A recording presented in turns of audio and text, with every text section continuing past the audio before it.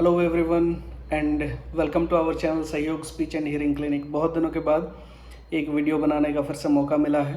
तो आज हम बात करते हैं कि एक्चुअली बहुत सारे लोग पूछ रहे थे कि चिल्ड्रंस में हियरिंग एड्स कैसा काम करता है, सही से काम करता है नहीं है। तो सबसे पहली बात तो हमें ये पता करनी होगी कि चिल्ड्रंस में हियरिंग लॉस कब हम डिटेक्ट कर सकते हैं। हम लोग को पढ़ाया जाता है मेडिकल कॉलेजेस पे कि चिल्ड्रंस का जो हियरिंग लॉस है वो हिडन होता है, मतलब वो बता नहीं सकता आपको कि उसको लॉस है। तो हमें ऑब्जेक्टिवली वो आइडेंटिफाई करनी होती है। तो आजकल बहुत सारे ऐसे टेस्ट अवेलेबल हैं, स्क्रीनिंग टूल्स अवेलेबल हैं जिसके थ्रू आप चेक करवा सकते हो। यूजुअली प्राइवेट हॉस्पिटल्स में अभी हर जगह होता है। उस टेस्ट का नाम है ऑटो एक्यूस्टिक एमिशंस।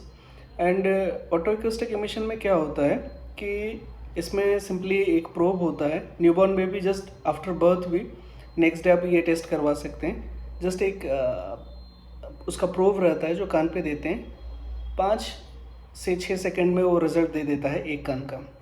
तो बहुत इजी है और नॉन इन्वेसिव है, बच्चे को दर्द भी नहीं होता, कुछ नहीं होता, पता भी नहीं चलेगा, उसको टेस्ट हो जाएगा। तो ये पहला बेस्ट ऑप्शन है अगर आपको आइडेंटिफाई करना है। दूसरा, अगर उसमें वो स्क्रीनिंग टूल है तो वो बताएगा कि हियरिंग ठीक है या गड़बड़ है। ठीक है, मतलब पास है या रेफ़र है। अगर पास है तब तो रिलैक्स रहिए, कोई दिक्कत नहीं है। बट अगर उसमें रेफ़र आता है तो एक डायग्नोस्टिक टेस्ट होता है जिसको बेरा बोलते हैं, brain stem evoked response audiometry, या एसएसआर भी है जिसके थ्रू आप नेक्स्ट फर्दर डायग्नोज कर सकते हैं कि अगर उसको हियरिंग लॉस है तो किस डिग्री का है, माइल्ड है, मॉडरेट है, मॉडरेटली सीवियर है, कैसा है। कुछ टेस्ट हैं इनके डिमेरिट्स भी होते हैं। डिमेरिट्स इन द सेंस के लिमिटेशंस है, एक्चुअली डिमेरिट्स बोलना गलत होगा, लिमिटेशंस है। जैसे वही टेस्ट का लिमिटेशन ये है कि ये माइल्ड लॉस को हो सकता है पार कर जाए, मतलब माइल्ड अगर लॉस है तो पास भी दिखा सकता है। समटाइम इट हैपन्स, क्योंकि वही का जो साउंड लेवल होता है वो अराउंड 55 के आसपास का देते हैं। माइल्ड लॉस हम बिलो 40 काउंट करते हैं, 25 to 40 काउंट करते हैं। अगर उसके भीतर में हो सकता है वही पास हो जाए, इसलिए फॉलोअप रखना ज़रूरी है। प्लस पेरेंट्स को ध्यान देना भी ज़रूरी है कि ऐसा नहीं कि वही पास हो गया तो हम आराम से रिलैक्स हो जाए। थोड़ा बहुत ध्यान रखिएगा कि बच्चा टर्न ले रहा है, घूम रहा है, देख रहा है, नहीं देख रहा है, अगर साउंड दूसरी जगह हो रहा है, अगर सोया हुआ है, अचानक से तेज़ आवाज़ हुई तो बच्चा उठा या नहीं उठा। तो ये बेसिक बिहेवियरल थिंग्स भी हैं जो आपको ऑब्जर्व करनी चाहिए बच्चे में। तो ये हो गया पहला कि हम आइडेंटिफाई कैसे करेंगे कि हियरिंग लॉस है या नहीं है। ठीक।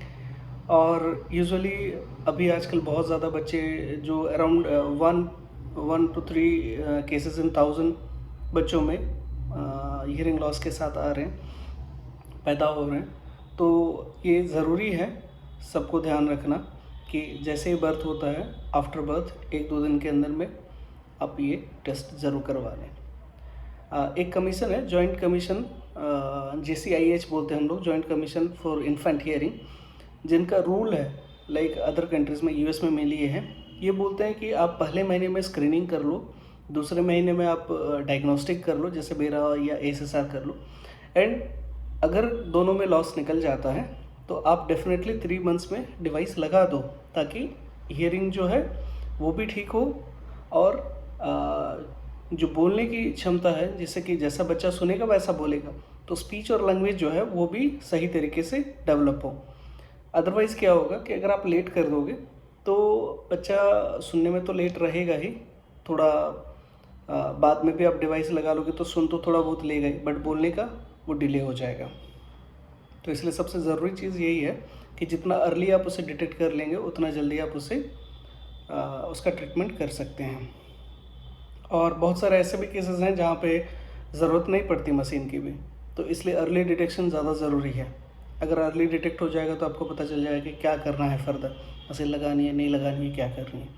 तो ये बेस्ट आपको जो आपके टेस्ट करेंगे ऑडियोलॉजिस्ट जो रहेंगे वो आपको बता सकते हैं कि उनको मशीन लगेगी या नहीं लगेगी, या सिंपल दवाई से ठीक हो सकता है। ठीक है। तो अभी दूसरी चीज़ है कि अगर आप सोचते हैं कि सोचे किसी के बच्चे को डिवाइस लगने वाली है, तो पहले तो मशीन काम कैसे करता है। मशीन कैसे काम करता है बेसिकली ये है कि ये साउंड लेता है इन्वायरमेंट से, उसे एम्पलीफाई करता है, साफ़ करता है, जो नॉइज़ रिडक्शन सिस्टम रहते हैं तो वो नॉइज़ रिड्यूस कर देते हैं, स्पीच को एनहांस कर देते हैं, signal to noise ratio better करते हैं, एंड फिर उसे भेज देते हैं बच्चे के ईयर पे, ठीक है। तो वो आराम से सुन सकता है और जितनी उसको आवाज़ चाहिए उतनी आवाज़ में उसे वो साउंड मिल जाती है, तो वो क्लियरली सुन पाता है। इसमें एक चीज़ और ध्यान देने की ज़रूरत है कि कौन कौन से टाइप के डिवाइसेस या मॉडल बच्चों में लग सकते हैं। ये छोटे वाले लग सकते हैं क्या? तो यूजुअली रिकमेंड नहीं करते छोटे वाले। हाँ, अगर उम्र अराउंड 11 साल से ऊपर हो गया तब आप लगा सकते हो। 11 साल से अगर नीचे है तो छोटी वाली डिवाइसेस रिकमेंड नहीं होती। उसका रीज़न सिंपल है कि 11 साल तक बच्चे का ईयर कैनाल चेंज होते रहता है, तो उसकी जब साइज़ चेंज होगी तो आपको बार बार वो डिवाइस का सेल चेंज करना पड़ेगा। पहला ये है। दूसरा, कहाँ गिरा देगा, चोट लग जाएगी तो फिर दिक्कत है। तो इसीलिए ऑलवेज बीटी जिसको बोलते हैं बिहाइंड द ईयर, तो वो डिवाइस लगानी चाहिए। दूसरा ऑप्शन ये भी है, जैसे किसी किसी बच्चे में क्या होता है कि ये जो पीना है, ये जो कान का बाहरी हिस्सा है, ये नहीं होता है।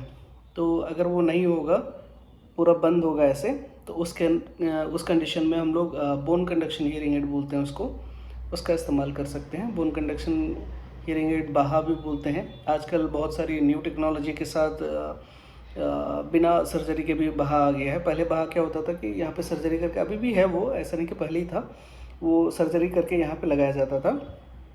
और अभी जो बाहा आता है वो आप सिंपल ऐसे भी बाहर से भी लगा सकते हैं। बोन कंडक्शन हियरिंग एड्स आ गए, चश्मा के साथ आ जाता है आजकल, तो आप बोन कंडक्शन वाले उस केस में यूज़ कर सकते हैं।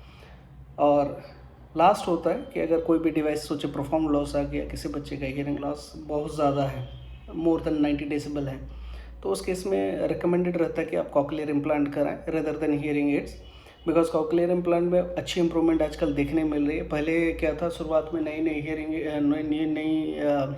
आपका कॉकलियर इम्प्लांट्स आए थे, तो इंडिया में इतना ज़्यादा उसका क्रेज़ भी नहीं था और उतनी अच्छी प्रोग्नोसिस पे नहीं दिख पा रही थी। बट नाउअडेज अच्छी खासी प्रोग्नोसिस हो गए, बिकॉज सर्जरी भी अच्छी होती है। पहले सर्जन भी उतने ट्रेंड नहीं थे, अभी सर्जन भी बहुत अच्छे ट्रेंड हैं और अच्छे से वो कर लेते हैं, ताकि और थेरेपिस्ट भी अच्छे हो गए हैं। पहले कम क्वालिफाइड प्रोफेशनल आते थे, अभी अच्छे सब मैक्सिमम लोग बैचलर डिग्री करके आते हैं या मास्टर डिग्री करके रहते हैं, तो थेरेपी भी अच्छी होती है। तो ये सब चीज़ें हैं। बट अगर हम हियरिंग एड में बात करें तो मेनली बीटी डिवाइस लगाइएगा, और वो भी डिजिटल हियरिंग एड्स लगाना है बच्चों में। अगर पैसे की कमी है तो थोड़ा बहुत कभी कभार सेमी डिजिटल देख सकते हैं, बट एनालॉग कभी नहीं लगाइए। बेटर है आप डिजिटल ही लगाइए अगर मैनेज कर पाते हैं तो, बिकॉज आजकल ईएमआई सिस्टम भी हो गई है बहुत जगह पे। तो अगर वैसा है कि पैसे की दिक्कत हो रही है तो आप उसे ईएमआई में भी बाई कर सकते हैं, but try to give the best one. जो अच्छा है बच्चे के लिए आप वही देने की कोशिश करें और डिजिटल ही लगाएं। अभी सबसे इम्पॉर्टेंट चीज़ आती है कि सोचिए बच्चे को आपने डिवाइस लगा दिया, हियरिंग एड लगा दिया, उसके बाद आपको लगता है कि नहीं, मैंने तो मेरा काम कर दिया, अब बच्चे को सुनाई देना चाहिए। ऐसा नहीं है, बिकॉज मशीन एक बाहरी चीज़ है जो आप एक शरीर पे लगाने की कोशिश कर रहे हैं, तो ये टाइम लेता है। मतलब ये अप्रॉक्स कम से कम 2 महीना 3 महीना लगेगा उसको एडजस्ट होने में, बिकॉज बॉडी का पार्ट तो है नहीं। आप उसे, जैसे नया चप्पल भी हम पहनते हैं तो उसमें भी हमारा दाग बन जाता है पैर पे, तो ये नई चीज़ है शरीर के लिए, तो ये टाइम लेगा, एडजस्ट होने में टाइम लगेगा। तो पेरेंट्स का, माँ बाप का बहुत ज़्यादा इन्वॉल्वमेंट है कि जितना ज़्यादा से ज़्यादा हो सके कोशिश करें कि वो कान पे लगा के रखे बच्चा, और ज़्यादा से ज़्यादा वो सुन पाए साउंड्स को। तो ये सबसे ज़रूरी है कि पेरेंट्स का कोऑपरेशन होना चाहिए। अगर पेरेंट्स कोऑपरेटिव नहीं होते कि हाँ मैंने तो लगा दिया, मेरा काम हो गया, ऐसा नहीं होता। आपको टाइम देना पड़ेगा बच्चे के लिए, लगा के रखना है, उससे जितना ज़्यादा हो सके बात करनी है मशीन लगाने के बाद, ठीक है। नेक्स्ट होता है कि क्या क्या बेनिफिट होते हैं अगर हम हियरिंग एड लगा देते हैं तो बच्चों में। तो सबसे पहला बेनिफिट होता है कि उनको जो स्पीच एंड लैंग्वेज डेवलपमेंट है, जो बात करने की हमारी ताकत है, जो हमें दूसरे चीज़ों से अलग बनाती है, वो ऑटोमेटिकली डेवलप होना शुरू होता है। अदरवाइज़ क्या होता है, ये डिले हो जाता है, क्योंकि हियरिंग लॉस है, साउंड जितना चाहिए मिला नहीं, वो पीछे हो जाएगा। तो वो जिसको हम लोग पहले बोलते हैं ना, बच्चा बहरा और गूंगा है, गूंगा नहीं होता, मेनली वो बहरे होते हैं तो सुनाई नहीं देता, इसलिए गूंगा हो जाता है, आवाज़ बाहर नहीं आती। बट अगर आप मशीन लगा देते हैं, बात करते हैं, तो बच्चा आराम से बोल सकता है, उसको कोई दिक्कत नहीं होगी। ठीक है। दूसरा है कि वो कम्युनिकेट कर पाएगा आपके साथ, फैमिली के साथ, सबके साथ आराम से कम्युनिकेट कर पाएगा। सोशल डेवलपमेंट होगी, दूसरे बच्चों के साथ मिलजुल पाएगा, खेल पाएगा, उनके साथ स्कूल जा पाएगा। ऐसा नहीं कि उसे फिर अलग डेफ एंड डम स्कूल में भेजना पड़ेगा, वैसा नहीं है, वो आराम से नॉर्मल स्कूल में जा पाएगा, कोई दिक्कत नहीं है। और मशीन लगाने से उसको क्या है, पढ़ाई भी अच्छी हो जाएगी। जो अगर आप डिवाइस नहीं लगाते हैं तो क्या हो जाएगा, उसकी कॉग्निशन लेवल भी धीरे धीरे डाउन हो जाती है बच्चों की, बोल तो पाएगा नहीं, प्लस धीरे धीरे उसकी कॉग्निशन लेवल भी डाउन हो जाएगी, कॉन्फिडेंस लेवल भी डाउन हो जाएगा।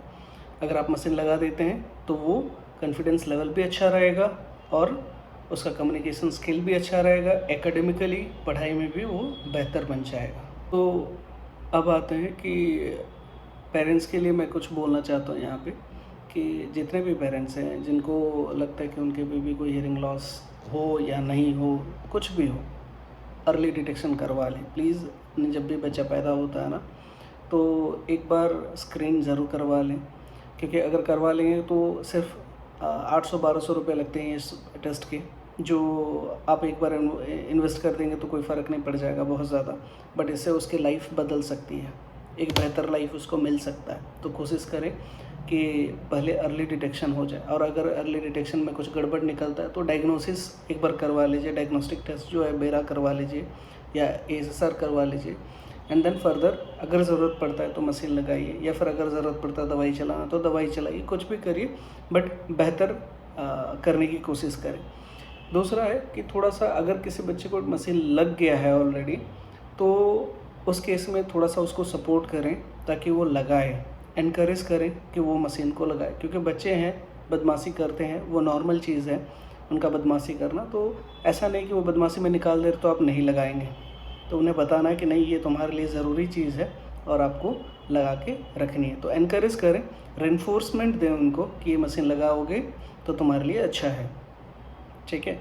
और एक सबसे इम्पॉर्टेंट चीज़ है, डिवाइस लगाने के बाद फॉलोअप ज़रूर करवाते रहें, फाइन ट्यून करवाते रहें ऑडियोलॉजिस्ट के पास जाकर।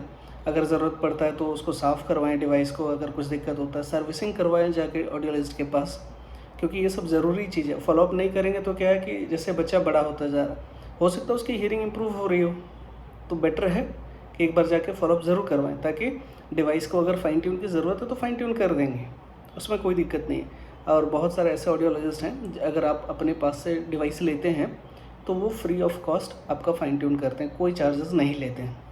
बट ये क्लिनिक टू क्लिनिक वेरी करता है, डिपेंड करता है कि आप जहाँ से ले रहे हैं वो कैसे लोग हैं, वहाँ के ऑडियोलॉजिस्ट कैसे हैं, उसके आधार पर, क्योंकि ये प्रोफेशनल चीज़ है। तो जनरलाइज़ करना गलत हुआ कि नहीं हर कोई फ्री में कहीं करेगा, किसी किसी क्लिनिक्स में फ्री में होता है, किसी किसी में पैसे चार्ज कर सकते हैं। चलिए, थैंक यू। अगर आप लोगों को और कुछ जानना है इसके बारे में कि कैसी मशीन लगती है या फिर क्या चार्ज पड़ता है, या कुछ भी डाउट हो, एनीथिंग, अगर आपको डाउट है, बहुत सारी कंपनियां भी हैं इसके, मैं आज इसमें डिस्कस नहीं कर रहा हूँ कंपनियों के बारे में, इस वीडियो में डिस्कस नहीं करेंगे। जैसे कि बेसिक मैं 1-2 कंपनी का नाम मैं ले सकता हूँ, जैसे कि फोनाक है, वाइडेक्स है, रिसाउंड है, ऑटिकॉन है, बहुत सारे कंपनी हैं ऐसे जिनका हियरिंग एड्स अच्छा है, आप लगा सकते हैं बच्चों के लिए। और उसको लगाने के बाद आप बच्चे की इम्प्रूवमेंट भी देख सकते हैं। बट यही है कि अगर हम मशीन लगाते हैं तो स्पीच थेरेपी भी करवाइए, बच्चे की केयर करिए, तो बच्चा आराम से बोलेगा, कोई टेंशन नहीं लीजिए, आराम से बोलेगा बच्चा। बट यही है कि अगर आपको लगता है कि नहीं आपने मशीन लगा दिया और सब चीज़ ऑटोमेटिकली ठीक हो जाएगी, ऐसा नहीं है, थोड़ा सा आपको भी मेहनत करना पड़ेगा। बट अगर मेहनत करते हैं, बिलीव में, आराम से बच्चा बोलेगा, कोई दिक्कत नहीं होगा उसको, एकदम नॉर्मल डेवलप करेगा बच्चा। ठीक है। चलिए, थैंक यू। और अगर हमारा वीडियो अच्छा लगा तो प्लीज़ लाइक करें, शेयर करें, और प्लीज़ हमारे चैनल को सब्सक्राइब करें, ताकि कुछ और लोगों को जिनको इसके बारे में और जानकारी चाहिए वो हमसे कांटेक्ट करके इसके बारे में जानकारी ले सकते हैं। Thank you.